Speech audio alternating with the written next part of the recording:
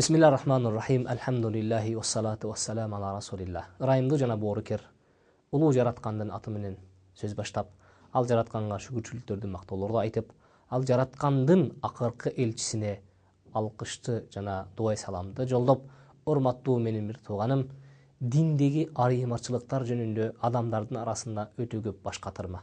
Дин деп аталышы бирөө. Дин деп адамдар баары эле бир дин деп түшүнөт. Дин кайсы бир ишенимди ичине бат катырган, адамдардагы болгон өзгөчө жөрөлгөлөрдү, өзгөчө ишеним, тутум, туюм, сезимдерди камтыган кайсы бир түшүнүктү дин деп кабыл алышат. Бирок биз дин дегенде айтып өткөнбүз, дин бул толук мыйзам, Кудай Тааладан сунулган, асмандан жерге багытталган жашоонун эрежеси дегенбиз. Жашоонун эрежеси кимдин колунда болот дегенде, жараткандын колунда гана болгон. Ал өзүнүн пенделерине ыраа көрүнүп сунулган мыйзам. Бирок айырмачылык эмнеде дегенде, биз жогорудагы жолугушууларда айтып өткөнбүз, адамдар канчалык деңгээлде кабылдагандагы, канчалык деңгээлде сактай алган. Маселе ошол жерде. Андыктан келиңиз карап көрөлүк. Жөнөкөй иудаизм динине келип көрөлүк. Жөнөкөй. Аябай уйкашкан сөз экен, карап коңуз. Жөнөкөй. Бирок жөнөкөй эмес. Ал эң бир жердин бетиндеги болгон куу дагы, ууру дагы, жалганчы дагы ошол эле учурда сизге колунда бийлиги жок учурда ушунчалык сүйкүмдүү киши болуп калган. Себеби дегенде, бул табиятка алар өздөрүнүн жашоосунда ушундай келбетке келишти. Табигый жашоосунда. Эмне үчүн себеби дегенде, жараткандан болгон буйруктарга моюн сунбастан келип ошого түштү. Жаратканга болгон күнөөкөрчүлүгүнүн аркасынан ошол кейипке келди. Себеби дегенде, пайгамбарлардын 99% ошол калктан чыкса дагы, Алла Таала аларга жер берип, жерди ыраа көргөн эмес. Алар жерсиз калышкан. Мындан түшүнсөк болот, булар ошол жерге жетүүнүн аркасында, ошондой тынч жашоого жетүүнүн аркасында мына ошондой болгон куулук сыпатка ээ болуп калган.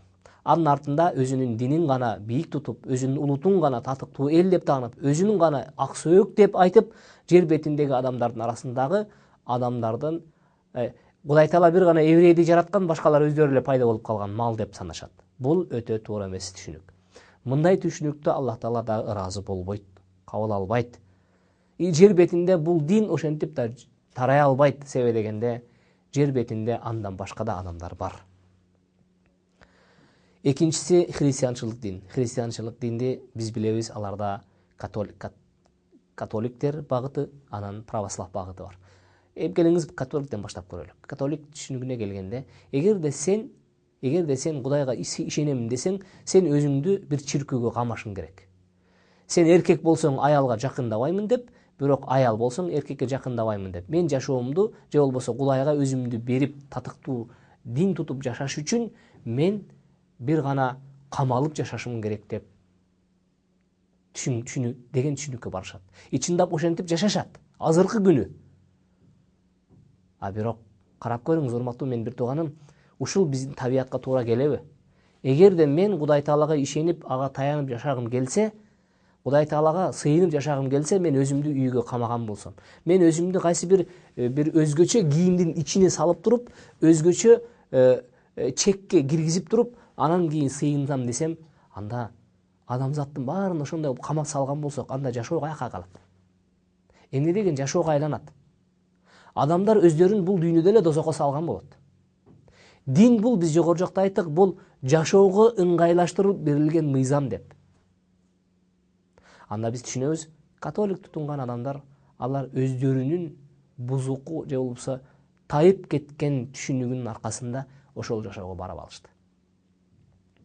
Экинчиден, ал адамдар келтирип кайсы бир күнөөкөрчүлүккө түшсө, кайсы бир алардын кечирими, кылган күнөөкөрчүлүгү үчүн болгон кечирим кайсы бир пенденин колунда, папасынын колунда. Келет дагы, папа, мен ушундай бир каташылык кетирип койдум эле, эмне кылайын десе, балам, сен эми бир адашып турсуң, мен сени кечирдим десе, ал сүйүнүп кетип калат. Бирок жараткан каякта калды?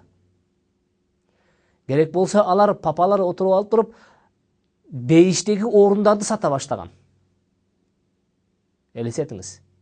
Адамдарды адаштырганда, ошол бейиштеги орунду сатып алайын деп, алар ошол папанын колуна миллиардтаган акчаларды сунган мезгилдер башыбыздан өтүп атат, аларды көрүп атабыз. Аалам башынан өткөрүп атат ошол нерсе. Келиңиз православ багытына келелик. Православ багытына келсек, адам төрөлгөндөн кийин аны алып барып жаш мезгилинде чокунтуп Кудай Таалага баш ийдирет. Ал жаш наристе эми эле төрөлгөн, акты караны биле элек, акыл токтото элек, эчтекени билбейт, кайсыл жака келгенин да билбейт, бирок аны түздөн түз чокунтуп, сен Кудай Тааланын астында окрестился дейт. Ал деген сөз, сен чокундурулдуң, сен Кудай Таалага баш ийдиң. Мындайча айтканда, түздөн түз биз сени мойнуңду бурап баш ийдирип койдук деген. Ал деген сөз наристенин укугун наристе мезгилинде тебелеп салды. Инсанды эч нерсе биле элек мезгилинде анын укугун алар талкалап салды. Экинчиден, ал киши чоңойгондон кийин, акыл тарткандан кийин, ата энеси айтат, сени биз паланча чиркөөгө алып барып, сени чокундурганбыз. Сен эми ошол чокундурган нерсеге гана баш ийишиң керек. Сен андан чыкпашың керек деп аны биротоло байлап салат. Андан кийин ал ошол өзү чокунган ача таякка ишенип, ошол сүрөткө таянып, ошону менен мойнуна илип, аны машинесине илип, аны тамына илип, акырында барып көрүнө илип, өзүнүн мүрзөсүнө илип, ошону менен ахиретин жоготуп тыптыйпыл болот. Келиңиз исламга келелик. Ислам эмне кылат?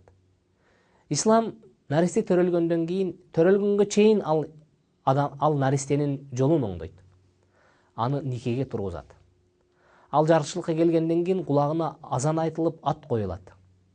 Андан кийин ал бала өз эркинде чоңоет. Акыл токтотот. Балагатка жетет. Ал өзүнүн ак караны айырмалап, жакшы жаманды тааныгандан кийин гана ал эмне кылат? Исламга келет. Ошондон кийин гана ислам ага милдет жүктөйт. Ошондон кийин гана андан талап кылат. Балагатка жетип, акылын токтотуп, ак караны айырмаганга чейин андан эч нерсени ислам талап кылбайт. Эми урматтуу бир тууганым, дин ортосундагы айырмачылык каяктан келип чыкты, карап көрүңүз. Дин ортосундагы айырмачылык мына ошол адамдардын динге болгон түшүнүгү, көрсөтмөгө болгон моюнсунуучулугу, Кудай Таалага болгон таянычынын жаманды, же болбосо ордун жоготкондугунан келип чыккан. Эгерде адамдар ишенимге, көрсөтмөгө, жараткандын өзүнө чындап тутунган болсо, анда мынчалык айырмачылыкка биз келбес элек. Андыктан биз сиздер менен бүгүнкү жолугушууда жөнөкөй гана айырмачылыктарга келип токтолдук. Буюрса сиз менен да келечекте мындан да кененирээк болгон айырмачылыктарга токтолуп өтөбүз. Сиз менен кайрадан көрүшкөнчө, ассаламу алейкум ва рахматуллахи